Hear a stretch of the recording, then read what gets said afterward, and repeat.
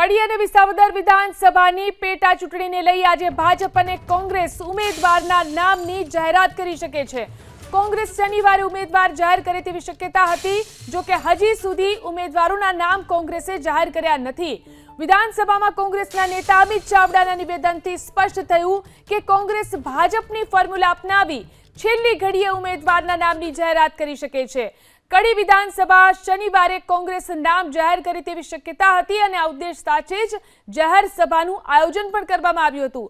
જો કે ઉમેદવાર જાહેર ન થતા છેવટે જાહેર સભામાં કોંગ્રેસના પ્રદેશ પ્રમુખ શક્તિસિંહ ગોયલે ત્રણેય દાવેદારને એક મંચ પર રાખી ત્રણેયમાંથી કોઈને પણ ટિકિટ મળે તો એક સંપ થઈ ચૂંટણી લડવાની રહેશે તેવી જાહેરમાં ખાતરી પણ આપી હતી। આ તરફ વિસાવદરમાં ભાજપના ત્રણ દાવેદાર વચ્ચે ટિકિટ માટે જંગ જામ્યો છે। મુખ્યત્વે ભૂપેશ ભાયાણી, હર્ષદ રીબડિયાનું નામ રેસમાં આગળ છે।